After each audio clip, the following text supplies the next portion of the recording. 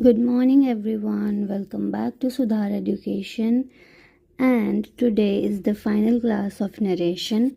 Last जो हमने किए थे हम 3 sentences के बारे में पढ़ा था. We read about assertive, interrogative and imperative sentences. Today we will cover the last 2 sentences, optative and exclamatory sentences. Okay? तो बच्चों हम स्पेसिफिक टाइप्स क्यों पढ़ रहे हैं सेंटेंस स्ट्रक्चर की, क्योंकि you will encounter them in your exams. तो it is very important to learn all of this wholeheartedly, ताकि आप अवॉइड करें मिस्टेक्स एग्ज़ाम्स में. ठीक है. तो ऑप्टेटिव सेंटेंसेस जो हमारे हैं, these are used to express wishes, hopes और desires. या हम ऐसा भी कह सकते हैं कि ये एक्सप्रेस करते हैं blessings and curse को. blessings की अगर मैं बात करूं तो जैसे आपने किसी को बोला may God bless you, may you live long.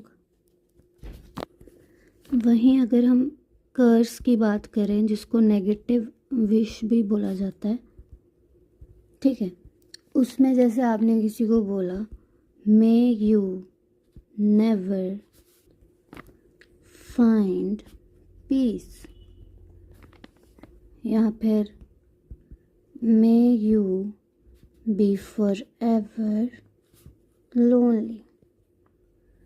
ठीक है. तो बच्चों जैसे हमारे डेक्लरेटिव सेंटेंसेस होते हैं जो फैक्ट्स के बारे में बताते हैं, इंटेरोगेटिव सेंटेंसेस होते हैं जो क्वेश्चंस पूछते हैं, वैसे ही optative sentences convey a longing for something that is not necessarily reality. ठीक है. अब कुछ कैरेक्टरिस्टिक्स हैं जो ऑप्टेटिव सेंटेंसेस के, वो ये हैं कि ये एक्सप्रेशन ऑफ विशेस को बताते हैं. प्राइमरी पर्पस इसका होता है कि ये एक्सप्रेस करते हैं विश को या डिज़ायर को. सेकंड जो है वो है, इनका एक टिपिकल स्ट्रक्चर होता है, दे ऑफन बिगिन विद मे और विश. ठीक है. अब हम करेंगे कि ये हमारे लिए इम्पॉर्टेंट क्यों है. तो आरसी में इनका बहुत इम्पोर्टेंट रोल है. ठीक है. और जैसे मेंस में ऐसे राइटिंग लिखनी है, वहाँ इनका रोल है. ठीक है. बाकी ग्रामर के जो क्वेश्चंस आते हैं वहाँ तो इन सेंटेंसेस का रोल है ही. ठीक है. They can help you answer grammar questions accurately, they can enhance your writing. And many passages in your exams may include characters, thoughts और wishes. तो जो ऑप्टेटिव सेंटेंसेस के थ्रू कन्वे होते हैं तो इनकी इम्पोर्टेंस है. ओके. अब जैसे हम प्रैक्टिस करते हैं कि मैं आपको कुछ सिनेरियोज दूंगी and you try to create an optative sentence for each. जैसे मैंने लिखा, a friend is embarking on a new job. Now how will you make it into an optative sentence? तो आप क्या लिखोगे? May your new job bring you success and fulfillment. Also, I don't want to complicate things. ऐसे question आपको exams में नहीं आएंगे, but just for your understanding I am telling you कि एक नॉर्मल सेंटेंस और ऑप्टेटिव सेंटेंस का क्या डिफरेंस रहता है. ठीक है. बाकी बच्चों, ऑप्टेटिव सेंटेंसेस की जो ख़ास बात है वो ये है कि ये वर्ब से स्टार्ट होते हैं या इनमें कोई भी सब्जेक्ट नहीं होता है। जैसे एक्टिव वॉइस में था मे गॉड ब्लेस यू। अब अगर इसको पैसिव वॉइस में आपने कन्वर्ट करना है तो you will write may you be blessed by God, और ये इसका फॉर्मेट है जैसे ये चेंज होता है। ठीक है, ये मैं आपको एक्टिव पैसिव में करवा चुकी हूँ ऑलरेडी। अब अगर नरेशन के कॉन्सेप्ट की बात करूं तो इसमें जो हमारा कनेक्टर यूज़ होता है वो है दैट, या फिर कोई भी कनेक्टर यूज़ नहीं होता। मे गेट्स चेंज टू माइट, अगर माइट होगा तो वो सेम ही रहेगा। ठीक है, बाकी मैंने हर लेक्चर में आपको बताया है that indirect speech is always a statement, कि पहले सब्जेक्ट आएगा फिर हेल्पिंग वर्ब आएगी। जैसे मैंने लिखा he said to me may God help you. ठीक है, तो इसका इनडायरेक्ट स्पीच में बनेगा he blessed me that God might help me. तो ये हमारा सब्जेक्ट आ गया and this is our helping verb. Okay, तो यही था ऑप्टेटिव सेंटेंसेस का कॉन्सेप्ट जो आपको अपने माइंड में रखना है। Now let's start with the another type which is exclamatory sentences.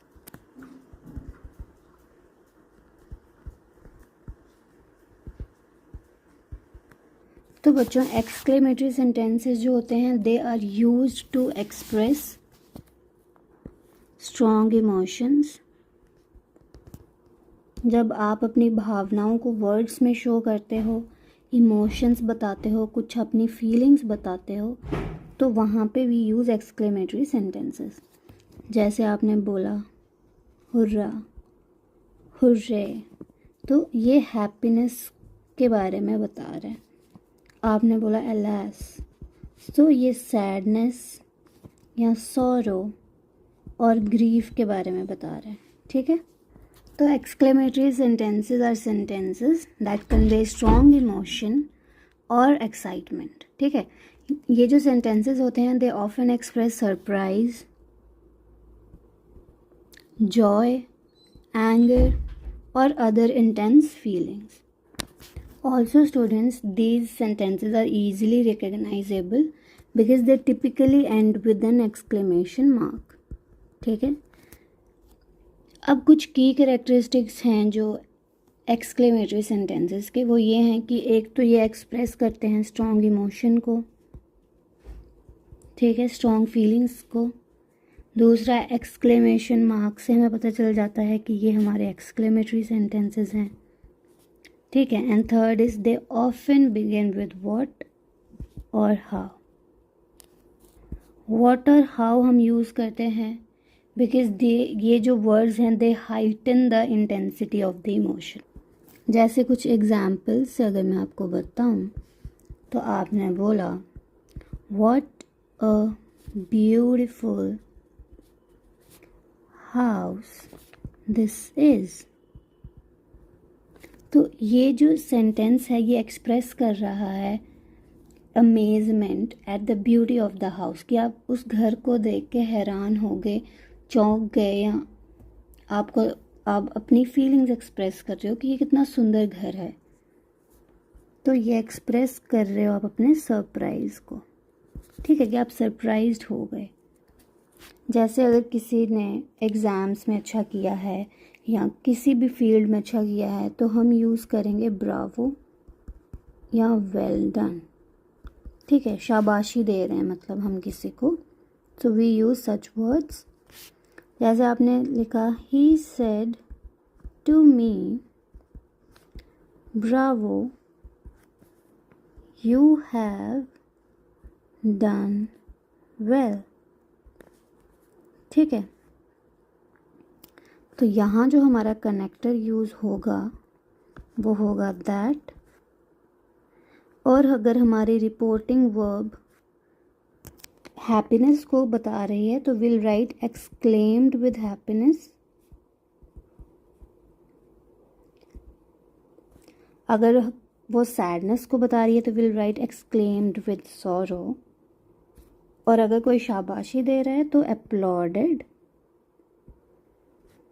With saying. ठीक है, तो ये जो हमारा सेंटेंस है ये बनेगा he applauded me saying that I had done well. ठीक है, प्रेजेंट परफेक्ट था, पास्ट परफेक्ट में चेंज हो जाएगा। ठीक है, बाकी बच्चों जो अभी तक हमने 5 टाइप्स ऑफ सेंटेंसेस पढ़े हैं इन नरेशन, ये सब सेंटेंसेस हैं, ये एनहांस करते हैं हमारी कम्युनिकेशन को। They help convey emotions more vividly and clearly. दूसरा, आरसी में बहुत ज़्यादा हेल्प है इनकी। रिकग्नाइज करना इन सेंटेंसेस को can help you understand the tone and mood of a passage. Third, writing skills. All of these sentences ये आपको आपकी राइटिंग को और ज़्यादा डायनामिक एंड एक्सप्रेसिव बनाते हैं। फोर्थ, स्पोकन इंग्लिश का पार्ट तो ये हैं ही, they are essential in spoken language to express enthusiasm, surprise या कोई भी और स्ट्रॉन्ग इमोशंस जो आपने इफ़ेक्टिवली एक्सप्रेस करना है, तो ये सब टाइप्स ज़रूरी हैं। ओके, तो बच्चों अब हम फाइनल पार्ट में हैं नरेशन के, एंड अब हम कुछ क्वेश्चंस को देखेंगे, and these questions are really simple and I hope you all will be able to solve these questions. So let's start. तो जैसे यहाँ पे instructions mentioned हैं that each question below presents a sentence in direct or indirect speech. Choose the correct alternative from the given options that correctly converts the sentence into the other form. तो यहाँ पे as you can see हमारा एक question है जिसकी 4 different forms हैं। हमें इसमें से चूज़ करना है the correct alternative of these. ठीक है, अब जैसे फर्स्ट क्वेश्चन में रीड करूँ, she said I am going to the market. So I hope that you all are able to solve this. तो आप वीडियो को पॉज करके क्वेश्चन को सॉल्व कर सकते हैं। तो मैं अभी आपको आंसर बताती हूँ। तो इसका क्या बनेगा, She said that she was going to the market। ठीक है, अब अगर मैं एक्सप्लेन करूँ तो जब इनडायरेक्ट स्पीच होती है हमारी, तो जो प्रेजेंट कंटिन्यूअस टेंस है am going, ठीक है, it changes to past continuous यानी कि was going। बाकी जो हमारे प्रोनाउंस के मैंने आपको चेंजेस बताए थे कि ये जो आई है हमारा ये फर्स्ट पर्सन है, तो ये सब्जेक्ट के अकॉर्डिंग चेंज होगा। तो यहाँ पे हमारा शी यूज़ होगा। ठीक है, आई चेंजेस टू शी। बाकी कनेक्टर तो मैंने आपको बताया ही था कि दैट का यूज़ हम करेंगे। सो आई होप स्टूडेंट्स की एक्सप्लेनेशन के साथ आपको अच्छे से समझ आ गया होगा। अब नेक्स्ट क्वेश्चन देखें। He asked are you coming with us.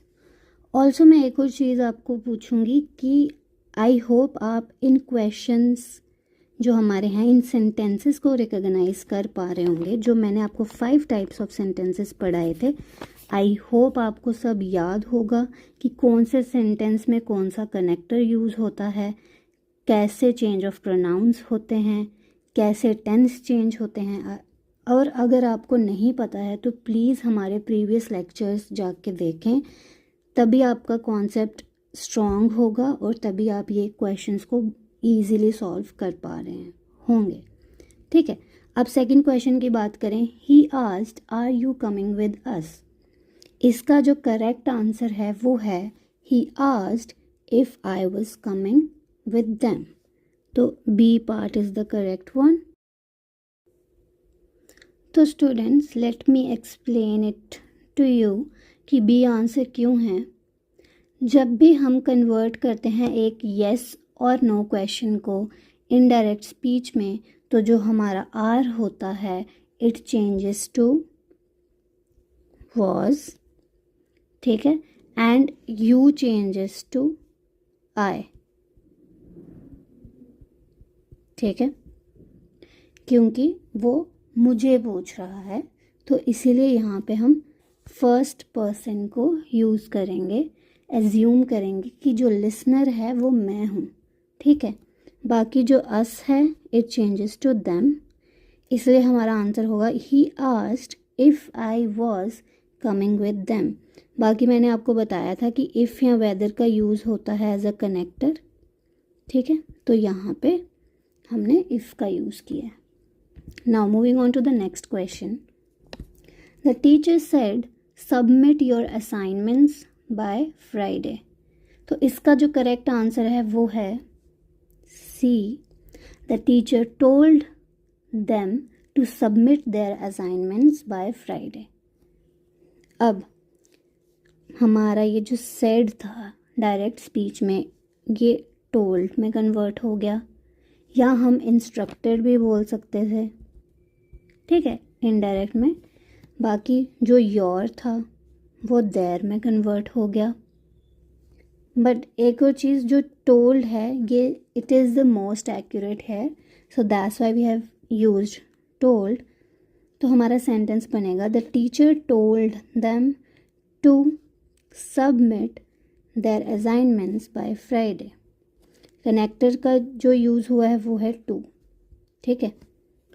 Next question है John said I will call you tomorrow. इसका जो करेक्ट आंसर है वो है C, John said he would call me the next day. मैंने आपको बताया था कि अगर डायरेक्ट में विल दिया होगा तो इनडायरेक्ट में वो वुड में कन्वर्ट होगा, ठीक है। एंड टुमारो जो होगा वो नेक्स्ट डे में चेंज होगा, तो ये हमारा बनेगा John said he would call me the next day, ठीक है। नेक्स्ट क्वेश्चन देखें हम। She said I have finished my homework. तो जिसका करेक्ट आंसर है वो है A part, she said that she had finished her homework. Have finished जो हमारा यूज़ हुआ है ये प्रेजेंट परफेक्ट है, और मैंने आपको बताया था कि present perfect changes to past perfect in indirect speech, तो ये हमारा बनेगा हैड फिनिश्ड। बाकी आई फर्स्ट पर्सन है वो सब्जेक्ट के अकॉर्डिंग चेंज होगा, सब्जेक्ट शी है तो यहाँ पे हमारा आई चेंज होके शी बनेगा। तो the answer is going to be she said that, connector that use हुआ, that she had finished her homework. तो students, I have provided you 10 questions in this lecture और मैंने 5 questions आपको with explanation बता दिए हैं. Now I want you all to do the rest of the questions. Also मैंने end में answers with their explanations भी प्रोवाइड किए हैं, तो अगर आपको कहीं भी कोई डाउट होगा या आपसे कोई भी क्वेश्चन सॉल्व नहीं हो रहा होगा तो आप आंसर चेक कर सकते हैं विद एक्सप्लेनेशन। एंड आज का ये लेक्चर यहीं तक था और हमारा नरेशन टॉपिक आज ख़त्म होता है, ठीक है। अगर आपको कोई भी डाउट होगा किसी भी चीज़ को लेके you can comment in our video and you can ask your doubt। और बाकी जो हमारे टेलीग्राम पे ग्रुप है, व्हाट्सएप पे ग्रुप है, वहाँ पे भी you can reach out to us and you can ask your questions, your doubts। हम जल्दी से जल्दी आपके डाउट सॉल्व करेंगे।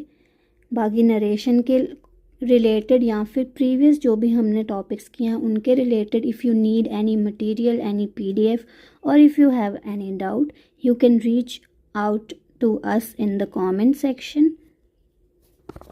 Baki, as we conclude our study of narration today, it's important to reflect on the key elements we have covered. तो narration जो है वो एक फंडामेंटल एस्पेक्ट है स्पोकन रिटन कम्युनिकेशन दोनों का, and it plays a crucial role in story telling, reporting and everyday conversation. तो जो की पॉइंट्स हैं that you all should remember वो हैं कि डायरेक्ट से इनडायरेक्ट स्पीच में कैसे कन्वर्ट होते हैं सेंटेंसेस, ठीक है, and vice versa. This involves changes in pronouns, verb tenses, and time expressions to maintain the accuracy and clarity of the reported information. दूसरा हमारा है कि types of sentences,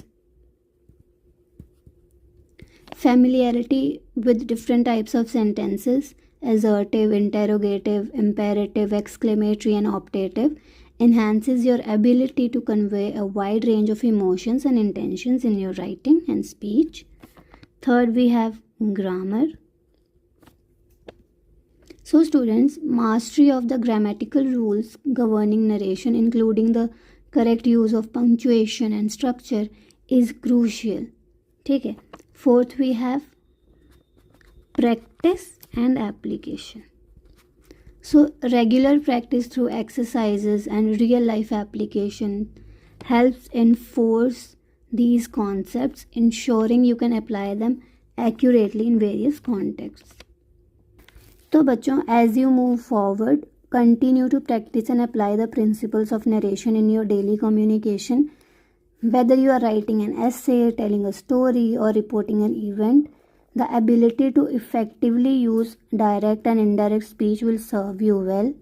Remember to pay attention to detail, be mindful of context, and always aim for clarity and precision in your narration. Thank you for your dedication and hard work. Best of luck in your exams and future endeavors. May your communication skills continue to grow and help you achieve your goals. तो इसी तरह पढ़ते रहिए और सीखते रहिए English grammar को, master करिए इंग्लिश को। और आई होप ये जो हमारी ग्रामर सीरीज़ है, it is helping you all. That's all for today students. Thanks for watching and until next time, happy studying. See you tomorrow.